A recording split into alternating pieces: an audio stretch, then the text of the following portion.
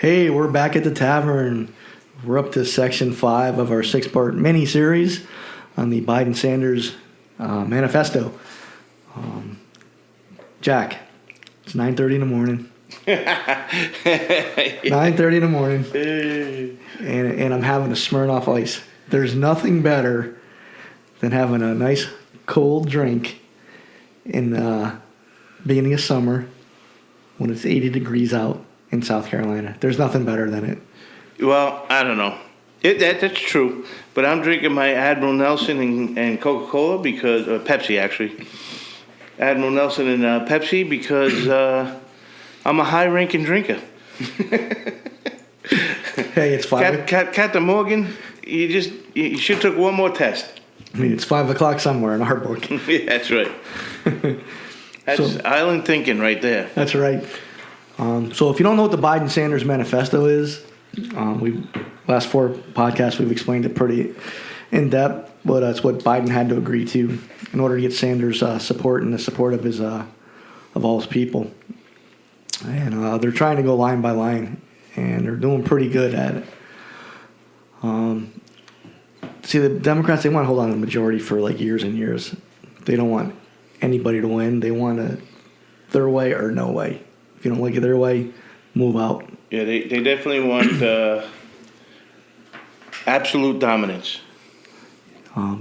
If Republicans don't stand up and not only Republicans, but we the constituents, we're the ones that have to say enough is enough. Because a lot of these Republican politicians, they're in bed with these people too. You know, so the first, well, let's put it this way. Today's podcast is section 5, universal, affordable, quality health care. The first 4, section 1 was combating the climate crisis and pursuing environmental justice. Number 1 threat to the world. Yep.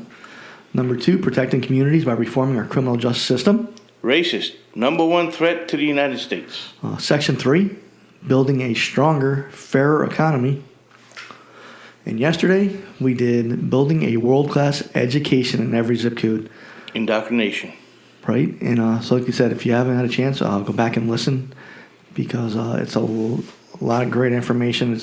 It's our opinion, you know, and I think our opinions matter, Jack. I hope so. All right, I'm going to get right into this. Achieving universal, affordable, quality health care. So, first paragraph. More Americans are able to get health care than ever before. That's what they want. Democrats will keep up the fight until all Americans can access secure, affordable, high-quality health insurance. My question to that last sentence in the first paragraph is, according to who? Who's going to tell me that this is the high-quality health insurance I want? Bureaucrats in Washington, D.C.? Because so far, what I want and what they say I can have, 2 separate pages. Yep. You know, achieving universal, affordable, quality health care. It starts on page 28 of this 110-page manifesto. And I made it to the first line. Yeah, no, me too. I wrote a little something. It's 100% true. Democrats have been fighting to achieve universal health care for over a century. That's part of their game to achieve socialism. We've talked about Saul Alinsky several times on previous podcasts. He's a noted socialist. And he states that if you control healthcare, and Democrats got really close under Obama with their Obamacare, but if controlling healthcare is one part of making America a socialist state. And we've already mentioned that out of 8, they got pretty much close to all of them. So I made it to the second paragraph, and it says, Republicans have embraced junk plans that undermine protections for pre-existing conditions. I think that's what the radical Democrats want you to believe, because that's a bold-faced lie. Because Republicans, they want protections for people with pre-existing conditions. And I didn't have to go far to find this information. And this is a fact sheet. Republicans support protections for patients with pre-existing conditions. And this is a joint guide by Ways and Means, and Energy and Commerce, and Education and Labor Relations. It's a committee. Republicans stand with patients who have pre-existing conditions and have fought for legislation to protect them. Every single Democrat has voted against Republican measures designed to help patients. Some key points. No American should fear they can't get access to affordable health care because of pre-existing conditions. Republicans support a health insurance system that protects Americans with pre-existing conditions, increases transparency and choice, and lowers costs. Protections for those with pre-existing conditions are in place today and will remain the law of the land, even during legal challenges. Republicans want to secure those protections. Democrats should stop playing politics and affirm pre-existing condition protection to law right now. They don't. They would rather secure political points than admit the ACA's foundation was unconstitutional. The ACA was the Affordable Care Act, and pass actual legislation to protect patients. If you get a chance, it's a good read. Are the Republicans fighting for health care? Yes. Are there certain Democrats fighting for health care? Yes. But you know what? Republicans do not want to do away with pre-existing conditions. The Democrats need to stop their lies. Well, not only do they get to lie about it, but the reason why a lot of you that listen, the reason why the most Americans never heard what Dennis just read is because of the state-run media. They allow the Democratic Party to run rampant with sayings and slogans and just out lies, and they report on it as it's fact. CNN will never report that, and that's two bureaucratic-run agencies that said this about the Republicans.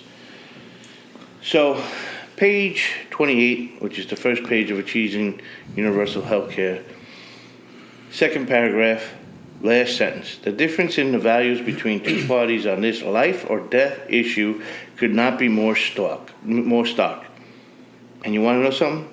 It can't be, especially when it comes to abortion.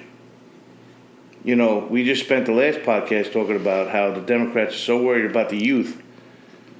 Well, guess what? First you have to be born, and they don't care if you're born or not. They keep going stronger and stronger. Pretty soon you could be 5 years old and, take out a kid and it's called abortion. I'm exaggerating. I'm sorry. I don't want anybody to get mad at me on that one, but that's the third paragraph. The COVID pandemic has made it this different in values, painful, brutally clear. President Trump, everything was blamed on President Trump, downplaying the threat of the coronavirus, bullying governors for enacting life-saving public health measures, like Cuomo from New York. He should be in jail. Mm-hmm. Wolf from Pennsylvania, he did the same thing. He should be in jail. Whitmer from Michigan, definitely. And I think his name is McCabe from New Jersey. I'm governor. Not sure. Is it McCabe? Something like that. Anyway, the New Jersey governor, all four of those states did the same exact thing as Cuomo did. They killed thousands of seniors with their policy. Cuomo wrote a book, though. Well, yeah, but he left out the part where he was responsible for thousands of deaths. I'm sure, because that wouldn't sell. But Trump did bully governors for enacting these policies because it was wrong. It was full-heartedly dumb. He wouldn't be a good president if he didn't say about these presidents. But you know who he did compliment? Governor from Florida, Ron DeSantis. The governor from Texas, Mississippi. These people did sound. They followed the science. Don't the Democrats the one that say we should follow science? Yeah, well, you can follow the science if you ever find it. Again, they're listening to Dr. Fauci. We spoke about that in one of the other podcasts. When was the last time that guy ever put a lab coat on and did any kind of scientific work? I'm not sure. Probably 40 years ago. Highest paid bureaucrat in Washington, though. Yeah, the last time he put a lab coat on was probably through his clinics. That Affordable Care Act was hundreds and hundreds of pages. And Thousands. And of course, they had to pass it in the middle of the night, and we had to pass it to see what was in it. And we'll get into a couple numbers here in a minute, but the numbers weren't good. But I didn't even make it off page 28. I'm about 3/4 of the way down. Democrats at last, they want to build a healthcare system that Americans say that have always deserved. One that finally provides a universal healthcare coverage, reduces prescription drug premiums and out-of-pocket costs, and reins in overall healthcare expenses, and tackles deep-seated inequalities in our healthcare. And this can be found in the conservative source, Americans Deserve. Drug prices spike under Obama. The average person with the plan bought in a marketplace set up under the Affordable Care Act has to pay 46% of total drug spending, according to research. 46% more.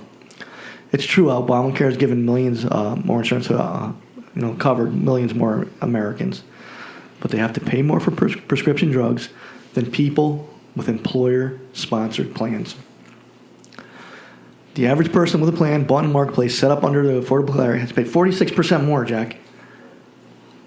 That's a journal. That's published Monday. I forgot what Monday. I think it was like the past Monday, in Health Affairs. That's significantly more than people in an average workplace. The researchers found that patients with one chronic condition who switch to a marketplace find their out-of-pocket costs increased 126%. The sickest patients, those with 4 or more chronic conditions, would see a smaller increase in out-of-pocket payments since they already would face a lot of extra costs, but they would still have to pay $1,100 more out-of-pocket every year. So tell me how they want affordable health care. But correct me if I'm wrong, but Obama had the majority of both houses when he was president, because that's the only way they could pass the Affordable Care Act, through the reconciliation, right?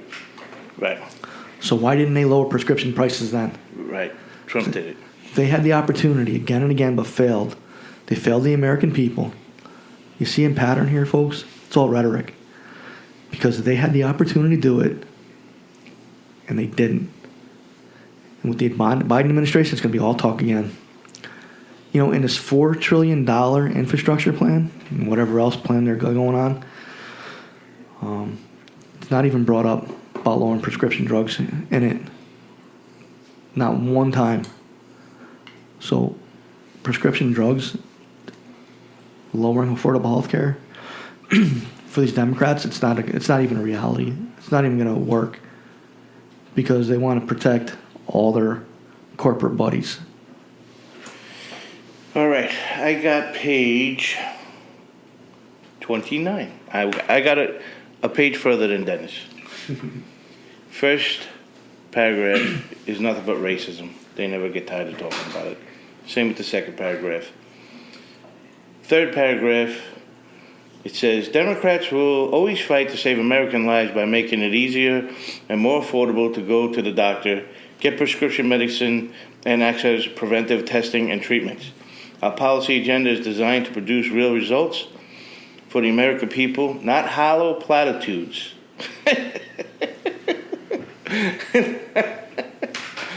We've been saying that the only thing that comes out of Washington, D.C. are slogans. This 110 pages is nothing but platitudes. That is the only thing they have written here so far for 110 pages, 6 different boards with different people on the boards, not the same person on any board. They have written 110 pages of platitudes. Then the last part of page 29 was responding to the coronavirus pandemic. And they blasted Trump through this whole thing. I'm not even going to read any of it.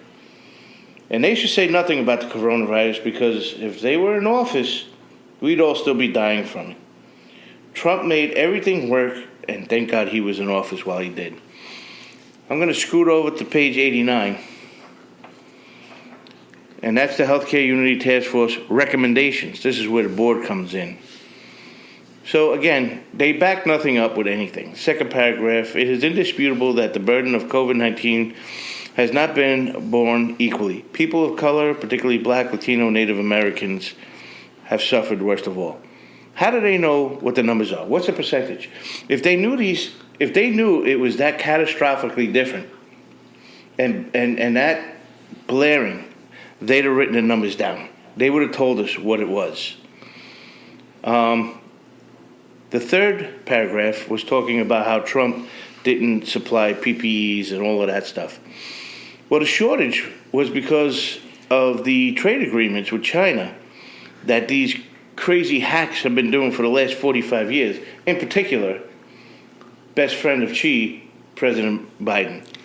Well, they were buying all the PPE because they knew about the coronavirus in 2019. Right. So the shortage was because Trump had to change all our manufacturing in this country over to PEEs and respirators and stuff like that to get it out. Could you imagine Biden and Kamala? Well, Biden would have said, I'm making Kamala head of this, and she's going to change all our manufacturing in this country over to do all our PEEs and our respirators.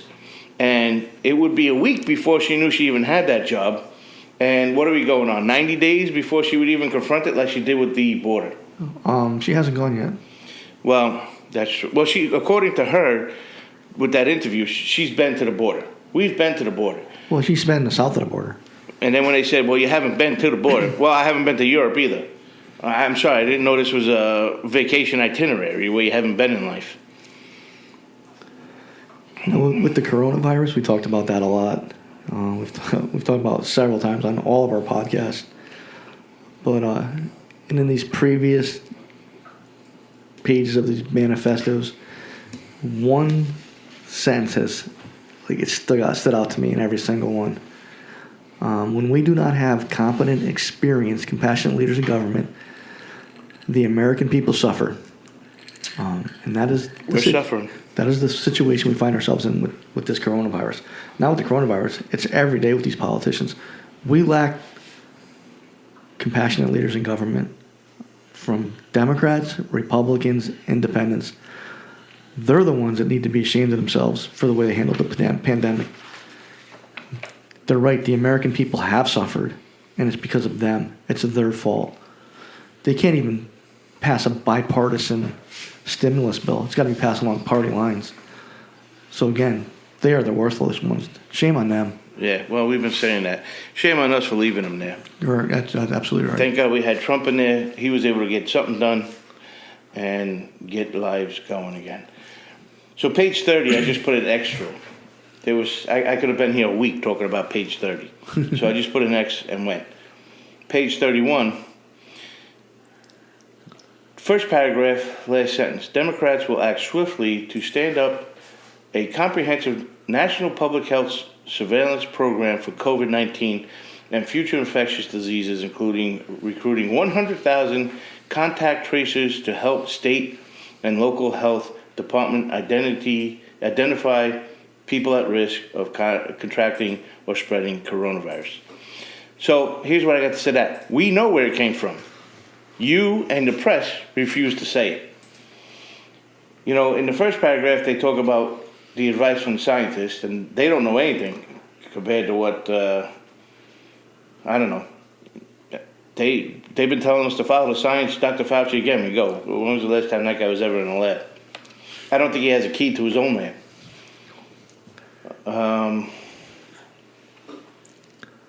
Securing universal health care through a public option. So they talk about the Veterans Affairs and Medicare and Medicaid. So the VA didn't work until Trump put their feet to the flame and made them, you know, if you didn't do your job, you got fired. Giving them an opportunity to go to private doctors in the private sector if the VA didn't have enough time to see them. Dennis would know better if these things are working better out for them or not. But Medicare works only because they have a say in every law in the healthcare. They come and they check. I mean, you got to see these hospitals toes to the line when they come in and inspect them. And it's all because Medicare tells them, these are the laws. You better go with it. You know what's good about the veterans' healthcare right now, and Trump made this a reality, is you don't have to wait to go to a VA center to get help anymore. You can walk into an emergency room. You can walk into a doctor that you want, and the Veterans Administration will pick up the costs. So you don't have to go. But I mean, I think I've been lucky because the veterans healthcare system has worked for me and it's worked well. But I've heard horror stories from other people, and again, thanks to President Trump, he changed that to make it better. And like I said, I have no complaints. Well, I'm glad to hear that, because people like yourself and other heroes, they deserve what Congress is getting. Yeah, they get they're not on the affordable health care. No. They've got their own. Right. So why couldn't they be in it? Because it's not good, folks. Yeah. You know. So I finally made it up to page 30. You know, in states in a public health crisis, we all have to rely on each other. 100% in agreement. And it says that's why Democrats support making COVID-19 testing treatment and any eventual vaccines free to the public, regardless of their wealth or their immigration status. We're only as safe from this disease as those most vulnerable among us. So I'm getting out of that as Republicans, they don't want free testing. They don't want to do anything during a public crisis of this magnitude. So who set up the free testing that I've been doing? You know, check this out. Again, I knew you would have the answer. The lies and deceit of these Democratic radicals. In an article by Joyce Frieden, March 2020, and these are headlines. Trump signs bill to provide free coronavirus testing, known as the Families First Coronavirus Response Act. It provides free coronavirus testing as well as paid sick leave for some employees. It also expands the food assistance and unemployment benefits and requires employers to provide additional occupational protections for healthcare workers. So free testing was already in place under the Trump administration. That's where they got the idea from. Have you had enough of these people yet, folks? These congressional hacks, as Jack calls them. Jack and I, we've had enough. I know I have. I know, Jack, I know you have. But I know one family that got it first before everybody. Cuomo. You're right. They got a home visit doctor. I mean, we haven't had a home visit doctor since the 60s. So you see the lies and everything? Again, they have professional people who wrote this manifesto to change and mix and put words that make people think that the world is going to end. And if we don't do this, if the Democrats don't do this, they're the saviors. It's ridiculous. They're not the saviors. This free testing was already there, and it started under Trump. And the vaccines, even though most of the people were vaccinated under, what's his name, Biden, Trump, he's the one who had it started. He had the ball rolling. Yeah, 3 months into it. And that's with the hostile press and Congress. So, page 32, here I go flying past Dennis. Bringing down drug prices and taking on the pharmaceutical industry. So it just goes on to bash Trump again. Blah, blah, blah, blah, blah. So I wonder, I didn't even get the chance to read how many times they bashed Trump in this. When you gotta stop blaming everybody else and come together and work together to solve all our problems. Yeah, well, that, again, 110 pages of platitudes. Trump accomplished this, and Biden stopped it, just like he stopped everything else that was working. He just stopped it. And the reason why he stopped it is because the Democrats, what you have to understand about the Democrats, with all 6 of this parts of this miniseries, is that to the Democrats, it's all about the government. Government first, people second. So they don't care about the people. They care about the government. Again, you have to swear loyalty and pray, Our Father who art in D.C. Didn't Hitler try that? Yeah. Well, listen, this playbook is old, from the 1800s with Marxist and Nazi and brutal communist dictatorships. They also had, listen to this. Am I interrupting in what you want to do, Dennis? No. Okay. Sometimes I get a hold of this mic. I don't let go. So on page 90, third paragraph, middle of the paragraph, Medicare to negotiate prescription drug costs with the manufacturers on behalf of public and private purchase and apply those federal savings to lower health insurance premiums and cost sharing, as well as reinvesting in research and development. All right, so this is them saying that the government is going to, through Medicare, are going to negotiate with these pharmaceuticals. Anybody understand what the problem with that is? No. The problem with this is politicians are corrupt, and they will steal the money. But again, it's about the government, not the people. So they'll be setting up their families with the savings from these from these pharmaceuticals, who contribute to their campaigns and, bring them on trips, pay for their campaigns, pay for their side jobs when they get out. So inherently, if the government is going to negotiate anything on my behalf, I'd like to be in the room with them, because I'm no lawyer, but I know a thief. We both know thieves. We've been surrounded by them. Dealt with it for years. Yeah. I don't know where the next topic fits into affordable quality healthcare, but Democrats believe that gun violence is a public health crisis. Gun violence is not a public health crisis, people. It's an individual city issue and a neighborhood issue. When you have gang members that want to join gangs, there's initiation that they have to go through. Many initiations. Yep. They have access to illegal weapons. Saturday night specials. Yep. See, the Constitution, under the Second Amendment, gives us the right to bear arms. And the Democrats will use any excuse they can to take those rights away from us. Guns do not kill people. People kill people. Yeah. So it's not a public health crisis. There are federal laws on the books regarding the possession of guns, as well as state, county, and municipal codes for the possession of illegal weapons. Our federal government and our congressional hacks, they want to do away with mandatory minimum sentences. If state and local and federal prosecutors did their job, if they followed the law and put these criminals in jail for having illegal guns, a lot of our problems would be solved. Stop, question, and frisk. That's right. They wouldn't be carrying. Here's an example. In Pennsylvania, I found this in 2018. 2 top Democratic prosecutors stated they won't prosecute, they won't use their authority to put criminals in jail for violating gun laws. Who the hell are those people to say they're not going to follow the law?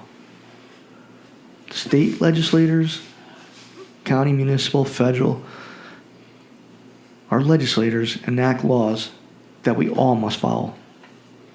Citizens, and who the hell are these 2 people saying, I'm not going to follow law? They need to be in jail. They're the ones that are the problem. When you have a breakdown in the rule of law, that's when anarchy starts. As in the riots all summer, where nobody did anything about it. Have we hit a nerve yet, people? I mean, my blood pressure is rising just talking about this, just looking up this information. Yeah, it does. Yeah, it's time we take back our government, and we need to start at the local level. We need to start taking over these Republican committees, because The old guard has got to go. You know who is already involved in local politics? Who's that? George Soros. George Soros has already funded attorney general campaigns in New York, California, Illinois, Pennsylvania, and New Jersey. And that's why New York has no bail. That's why California is not prosecuting any crimes. And that's why Pennsylvania won't arrest anybody for carrying a gun. You know, that's why you and I have to get involved in our local Republican committees and find people that are like-minded like us, that want to see change, that want to, see term limits, and not pick the people. I mean, we need to vet them. We don't need to say, hey, we're picking this person to run and you're all on board. It's like, no. We'll talk to everybody. And then we'll make a concerted, a uniform effort to get that person elected. Yeah, and go back to the Constitution. These people have to know if you're running for state and local, you better know your state constitution. So when I go talk to them, I'll be reading the South Carolina State Constitution. I'll have it printed out in my hand. Right. If they don't understand, all right, we're early in the primary. You better learn this. Yeah, by the next time I talk to you, you better know my answers. To get back into this healthcare, page 33, last 3 paragraphs of the first, reducing healthcare cost improvement and healthcare quality. The last 3 paragraphs talks about everybody needs to have health insurance. So my thing to this, we did this already with the Affordable Care Act, all right? Everybody had to have health insurance, and if you didn't get it, you were fined. And you had to pay the IRS for not having health insurance. So if everybody has to have insurance, then every doctor should have to take every insurance. No? They should. Well, they don't. And that's the problem right there. The next thing I'm going to talk to on page 33 is the last part is expanding the access to mental health and substance use. So mental health, there's a lot of problems with that on both sides of the aisle, which hopefully will come together. But the substance abuse has been going on since, I think, probably my entire life right up till today. So how do you get rid of the narcotics? This is how. The government is getting money from drug abuse. Stop the government from getting any money with all of these bills that they pass and all of these grants. They're making huge money on these recovery systems that they have.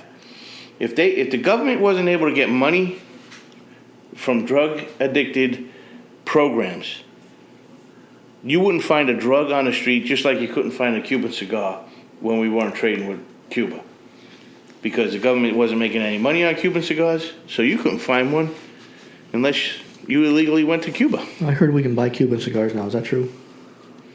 I don't know. I refuse to buy them. I love cigars, but if it's Cuban, I ain't buying it. I went to Cuba. I told everybody on another podcast. I remember. It was a great, great lesson to my children, and it was an eye-opener for them, and I'm glad I brought them there because they were like, this doesn't look so good.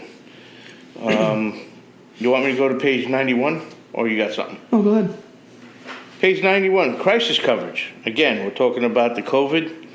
Goes into page 92. So, again, bashing Trump for not doing anything. So, again, one of the top things, guarantee free public health testing. Trump did that. Dennis just went over that. Ensuring a mandatory 90-day special enrollment period with financial support from navigation and marketing to help reach diverse populations in a culturally competent manner. Does anybody know, with the current government we have and prior to Trump, with the old slogan of Trump speed, when the government got anything done in 90 days? It takes them 90 days to decide what color tie they're going to wear. So, and then it goes on to provide unprecedented premium subsidies linked to high platinum level plan, provide free premium up to 200% FPLs, eliminate 400% subsidy cliff, and guarantee that no one pays more than 8.5% of the income and premiums. I mean, it all sounds great. But if that's the way it's going to go, and you want to put all these people in that industry, how are they going to get paid? It goes back to the green energy. If green energy is free and it's reusable and everything's good, how are you going to get these high-paying jobs when nobody's paying for it? Where do they get their salary from? You know, that's the problem with DC is they never made a dollar. You have to, revenue is when you make money. And if you're not making money, you can't pay anybody. That's right. So, there's one more thing. oh, go ahead. Provide automatic protective enrollment to the public option once it is in place, with opt-out among those 200% zero premium population, and for those enrolled in any social safety net program for low-income Americans such as SNAP and TANF. Why would you ever get off that program? You wouldn't. Right. So how's that helping the American people get out there and hustle? You know, they have Medicaid. I mean, that's supposed to be affordable healthcare right there. You know, that's free.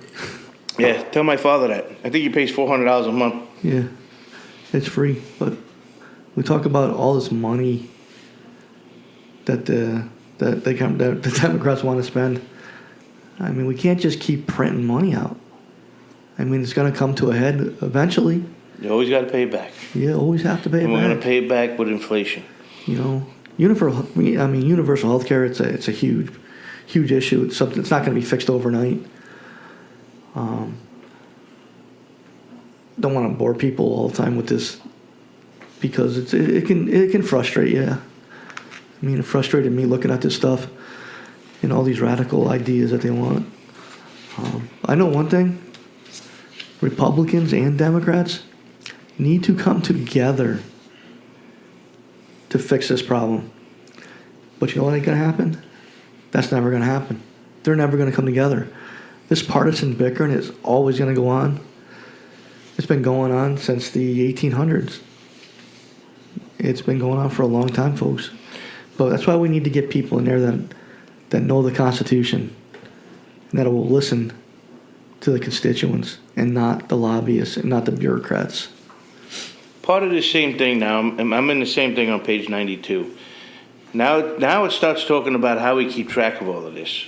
Make these forms of expanded coverage automatically available in future public crises or severe economic downturns to ensure that Americans never again get left out without health coverage to fend themselves in a time of crisis. So who's going to process all these forms, especially the automatic ones? I read about 6 times that they're going to have these automatic, boop, you're having a problem, automatically you're going to be sliding into this. I can't automatically get my registration in the car after I pay for it. No. How are you going to get my health insurance automatically done in any of that? I'm sorry, I really did go through this maybe too much. Are we running out of time? No. The next thing I have is the coverage and cost. That's page 92 to 93. So, here we go again. Coverage and cost. Why should it cost anything? Everything's free.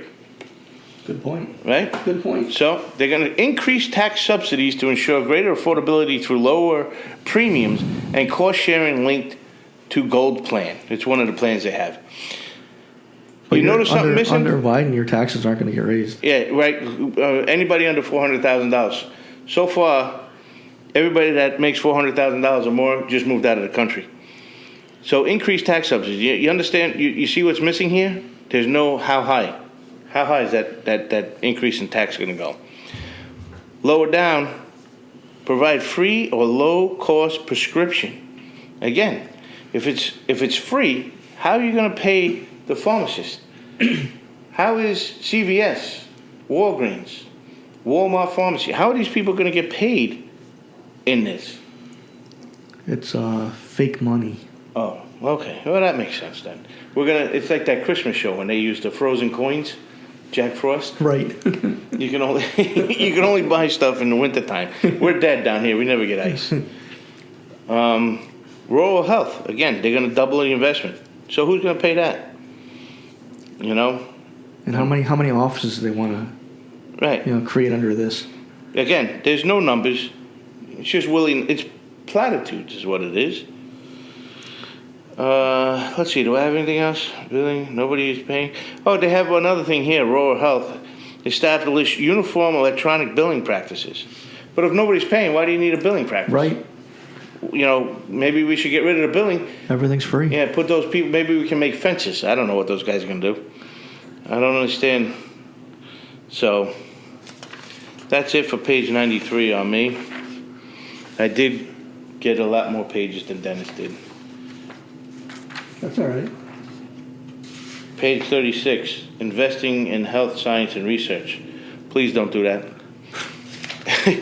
I mean, if you're going to have somebody like Fauci do it, oh my God. But follow the science. Yeah, follow the science. Open up the schools. Right. Oh, here's one. Here's what I wanted to talk about. The workforce. So we have workers' rights. Blah, blah, blah, the whole thing. So long-term service supports at least 600,000 workers. All right? And they're all going to make at least $30,000. So now, just in one part with seniors, we have in this workers' rights, eliminate the current home care waiting list, which is 800,000 nationwide. All right? So now look at this. They want 600,000 workers. But you have 800,000 people waiting for 24-hour home care, the elderly. So this is why they don't put numbers in, because they don't add up. Right. So if you want 600,000 workers, but you have 800,000 people waiting, you have day tour, 4 to 12 midnights, 7 days a week. You have over 3 million workers that need to cover just the 800,000 people waiting for home care. They're up to 600,000. They're a little short. They're short by over 2.5 million people. That's over like $1 trillion. So, and they're all going to make at least $30,000 a year. It's like $1.7 trillion, I think. So now you have that. So how's it paid? And where are they going to go to school for this? So you need to get, by the time this program's enacted, over 3 million workers to take care of just one portion of society, seniors, that are waiting for home care. Over 3 million people to take care of the 800,000 that are waiting. It's never going to happen. Right. It can't. 110 pages of platitude, people. Do you understand? That's why for 110 pages, I have one page with numbers in it, and they don't add up. Tell me if they do. Tell me if I'm wrong. I hope I am wrong. I don't think I am. I don't think you're wrong either. Because everything's right there in black and white. This is what they want to do, people. They want to radically change America. Changing America takes money. Lots of money that we do not have. Listen. Lots of money and lots of people. Do we know if there's even 3 million people that want to be in home health care? Nope. We don't. Does it matter? Because they're going to be raising our kids from 3 years old to 22 years old. So that kid might not have a choice on what he wants to do for a living. The government wants to take care of people from cradle to grave. And they want to indoctrinate you from cradle to grave. They've been trying for that for hundreds of years. Cradle to grave. They want to control every aspect of your life. And controlling your health care is one way to say to the people, hey, this is what we're going to do. We don't care what you think. We don't care what you do. But we know better than you. Oh, yeah. And you're going to have the health care we want to give you. We're going to drive the cars we want to tell you you're going to drive. Volkswagen. We're going to tell you how many immigration people can come into our country. We're going to take your guns away from you because we think we know more than you. Illegal immigration stops when Democrats have power and this is a socialist state. Because then they don't need the confusion on the streets. They don't need the division anymore. Yeah. So I don't have anything else on healthcare. It's a frustrating topic to talk about because, again, it's going to cost millions and millions of dollars. And We just can't keep printing money. Well, the only thing I have to say about this is it's 110 pages of platitudes. They use the same words over and over again. I got them written down. They don't explain how they're going to get it done. They don't explain how to implement it. They have no strategies from beginning to end. And you want to know why I think they don't have that, Dennis? Why is that? Because it's a tool they're going to use in every election afterwards. Right. They're going to say, we even gave you 110 pages of what we need to get done in this country, and the Republicans refuse to sign on to it. I can agree with that. I think we can agree that we need some changes in America. People need choice in healthcare. But it's what they can afford and what their employers. They need private, healthcare insurance. I think competition will help drive prices down. No competition, your prices spike. That's proven, But we can all come together and achieve what we want because people need health care, all right? But it should be your choice. A 21-year-old, 22-year-old, They don't need health care. if they're healthy, they're doing whatever. You're God right. forbid. They don't need health care. They don't need health care at all. Why? That law struck down that it was against the law to charge them a penalty, which was good. So if you don't have anything else, I do not. I'm sorry. That's all I got. But I hope you're heavy on the next one because I'm light. I'm heavy on the next one. So tomorrow we're going to talk about a 21st century immigration system. And we know it's a hot topic. And thanks to the Biden administration, there's been no enforcement. And our vice president, who's been tasked with taking this on, has been silent, and I don't even know where she is. Maybe she's in Europe finally. Maybe she finally got that European trip she's been planning all her life. Texas Governor Greg Abbott. Stowaway on Air Force One. Texas Governor Greg Abbott has stated Texas will finish the border wall. So he must have been listening to our podcast. So you need to call your Texas legislators and tell them work as fast as possible. So again, today was universal health care. It's another hot topic, and one step closer towards their radical idea of socialism. And again, knowledge is power. We'll see you tomorrow at the Tavern.